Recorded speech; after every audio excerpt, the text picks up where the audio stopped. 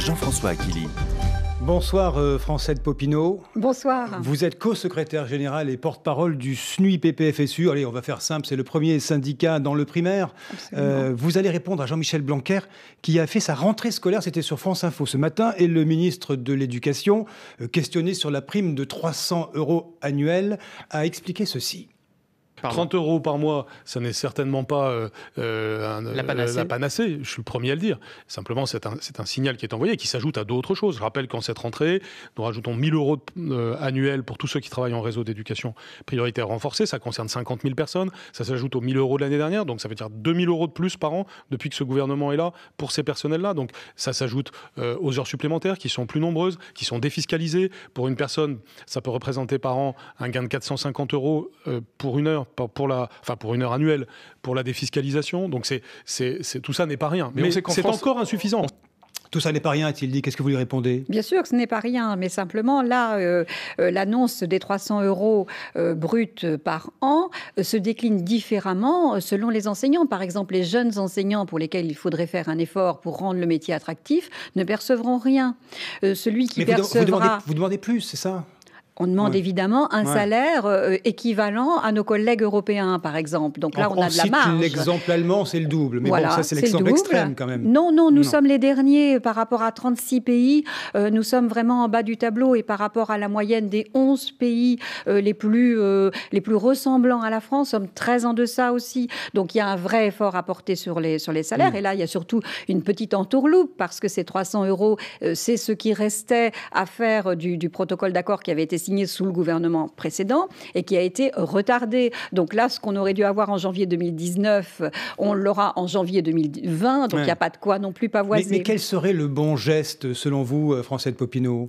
Il faut tout de suite faire un plan pluriannuel sur les salaires parce qu'effectivement, quand on démarre dans ce métier avec un bac plus 5 quand même, on démarre avec à peine 1 600 €. Donc là, on ne peut pas rendre ce métier attractif et on voit bien qu'on a du mal à avoir des jeunes qui viennent épouser ce métier parce qu'effectivement, le salaire n'est pas à la hauteur. Et le salaire, c'est aussi une forme de reconnaissance. Comment peut-on dire qu'on reconnaît ces enseignants quand on les paye 1 600 € pour débuter ? Qu'est-ce que vous dites pour cette rentrée scolaire Francette Popinot ? Après tout, la question des salaires mise à part, le primaire est plutôt bien servi par les réformes.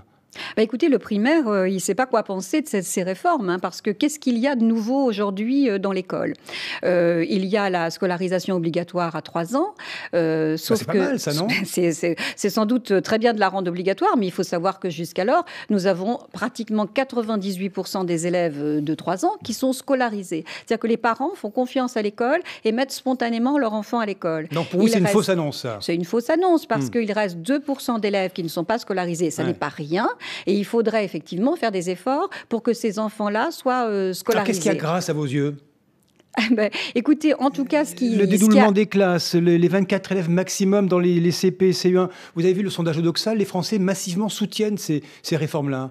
Oui, alors la seule réforme, d'ailleurs, dont parle le ministre, c'est celle-ci, c'est les dédoublements en éducation prioritaire. Donc effectivement, là, on est sur le bon angle, on est sur l'abaissement des effectifs. On sait que ça, c'est un vecteur de la réussite des élèves. Et puis, on s'attaque d'abord et avant tout aux territoires les plus fragiles. Donc tout ça, évidemment, on est favorable et on l'a dit à plusieurs reprises. En revanche, on abaisse à 12 à peu près en moyenne les effectifs de classe. On aurait pu choisir, par exemple, d'abaisser à 20 dans toutes les classes de l'éducation prioritaire, de la maternelle au CM2. Ça n'a pas été discuté, c'est un choix sur les CP-CE1 et bientôt sur les grandes sections. Mais c'est un choix qu'on soutient, évidemment, il faut continuer, mais il faut aussi aller vers l'abaissement à 24. Aujourd'hui, en maternelle, on a quand même plus de la moitié des classes qui comptent plus de 25 élèves. Donc on a beau se dire qu'on est dans une scolarisation obligatoire, on n'a rien changé aux conditions. La contestation, cette rentrée, se concentre sur le bac. Vous êtes d'accord, ça ne se passe pas tout à fait chez vous. C'est on va dire, première et terminale. Il ne fallait pas toucher à ce baccalauréat.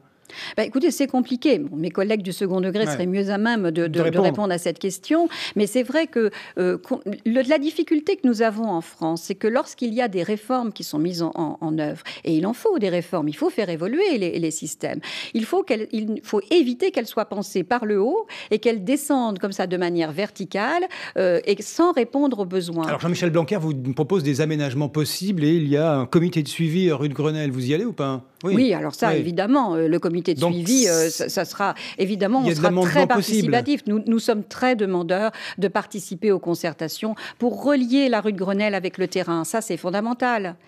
Qu'est-ce que vous pensez du changement de ton du ministre de l'Éducation depuis la rentrée ? On se souvient de l'été qui était un peu chaud avec le bac, quand il disait minorité radicalisée. Vous pensez qu'il y a un ton nouveau aujourd'hui ? Alors, il n'y a pas eu que le bac, il y a eu aussi les contestations de la réforme Blanquer, notamment des établissements des savoirs fondamentaux, du rôle du directeur. Enfin bon, il y a eu des choses qui ont été contestées et fort heureusement supprimées aujourd'hui.